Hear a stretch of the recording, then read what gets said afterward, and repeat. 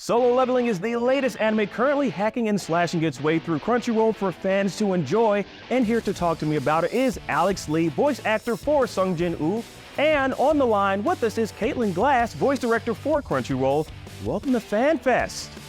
Thank you for having us. Yes, of course. Now, I'm going to start with you, Aleks. How familiar were you with the Manoa before being cast in the anime? Actually, I had many friends who were like huge fans of the Manoa, and they always told me to get into it myself, but I was always hesitant of the kind of the RPG system types of reads, but I decided to check it out, and I was blown away by the art style and just there was something about it that hooked me to the story and the character, and I think part of it was maybe to see him struggle his way through. Yeah. Because I feel like a lot of creatives can relate to that. So I was like, yeah, I think I like this a lot. If someone hasn't read the manhwa, they might not be too familiar with the character. So I'm kind of curious, could you tell us a little bit more about the character as well as how that character resonates with you?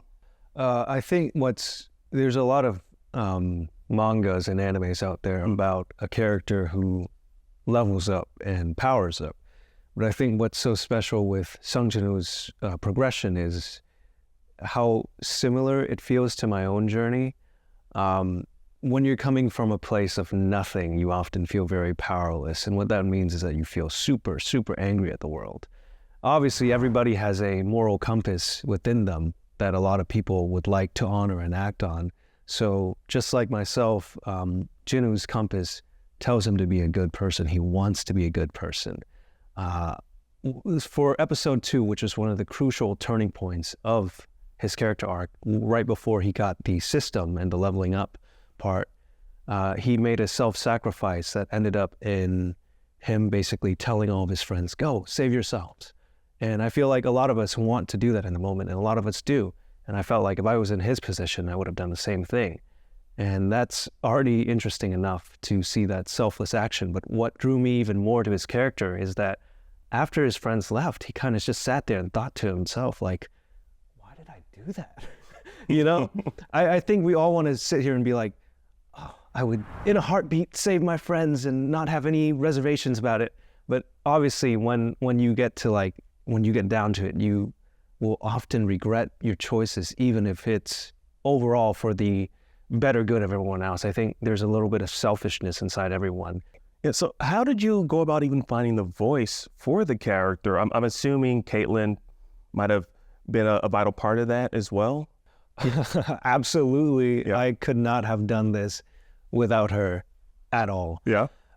This role is very dynamic, and there's so many layers to him, and without getting into spoilers, it's basically traversing through my entire vocal range.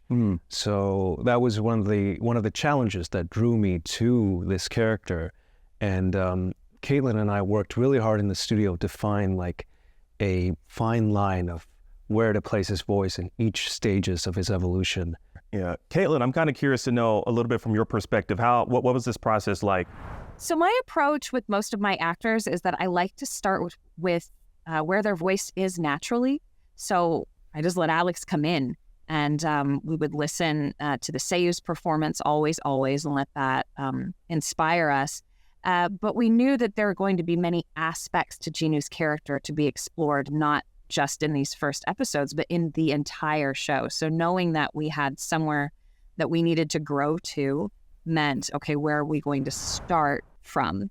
And also knowing that at any given time, anyone's voice, any character's voice, any person's voice plays within a range of pitches. So it's not like we're saying, Jinwoo's only this and he has to stay this when he's this version of himself. But we just started with Aleks and let the image inspire us. That's another thing that's really cool about working on anime, that the picture and the music and everything about it helps inspire what your performance is. Yeah. Now, speaking of differing from what we may have seen or heard play out in the Japanese sub, I'm pretty sure you're familiar with this story, Aleks. Like your Japanese counterpart apparently coughed up blood at the end of episode 2. So knowing that, I think fans are kind of curious to know how you approached that particular pivotal scene. Actually, the story goes is that Taitoban actually coughed up blood recording for episode 4. Episode 4. Episode 4. Okay. Yeah, it's a common. I think it's a story that's been going around. But having spoken with the producers of the show, I understood that this was a super tough role for him and his voice. And basically, I remember the premiere night of Solo Leveling. We all were in a room together, and they were like, "Oh yeah, he coughed up blood in episode 4, so please take care of yourself." And I'm like, "Thanks for the heads up, guys." But I think part of, or what my core belief when it comes to dubbing and localizing anime, the most important part is to make sure that I channel his spirit and do his work justice, and make sure that everything I do at least carry over the same passion and energy that he gave all of his heart to perform, because I don't want any of that performance to be lost in translation. Honestly, you're making me more and more curious about, I guess, like the recording process. So, like, is Caitlin? Maybe you can speak to this too. Like Caitlin, are you in the room with Aleks? Like, what's the process like? I'm not in the exact same room as Aleks. Yeah. So right now, I'm in my studio and like in the control room, and Aleks would perform in the booth that's in front of me. So we can see each other through a window. And we share a video screen and a script screen, and we watch everything that the Japanese do first before we get started. I may want Aleks to see an entire scene, or maybe just a few lines that we're working on. It just depends on the moment. Sometimes what's really cool about voice acting in anime is I find it to be extremely organic, and Aleks can agree or disagree. But it's organic because you're just seeing something and then you immediately have to perform based on how you feel about what you just saw. You don't think twice, you just go. And so sometimes there are things that I, as a director, feel the actor doesn't need to know about this moment. So I'll only let Aleks in on what he needs to know to perform these lines that are written. But in the case of these bigger and heavier episodes, like episode 2 and like episode 4, we actually sat down and I had him sit with me in the control room and we watched the entire thing. We listen in Japanese, and Aleks does it. My engineer, Jamal, then places everything and fine-tunes everything. We watch it back, decide what... Yeah. Jamal. Yeah. Shout out to Jamal. What a rock star. Love you, Jamal. Shout out to Jamal and engineers everywhere. We say here at Crunchyroll that our engineers Absolutely have to be able to work at the speed of creativity.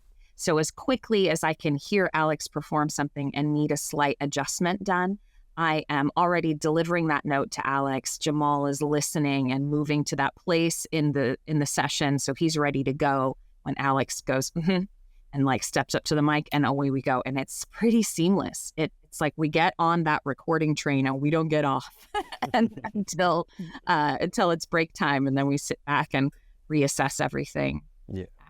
Yeah, well, this is amazing. I want to thank you both for giving us a little bit of behind the scenes on what, your performance is like working alongside with Caitlin. So thank you both for joining us here on FanFest. Now, Solo Leveling is currently streaming right now on Crunchyroll, so go check it out. Now, before we let y'all go, though, take a look at the trailer for Crunchyroll's brand new Solo Leveling doc, The Leveling of Solo Leveling.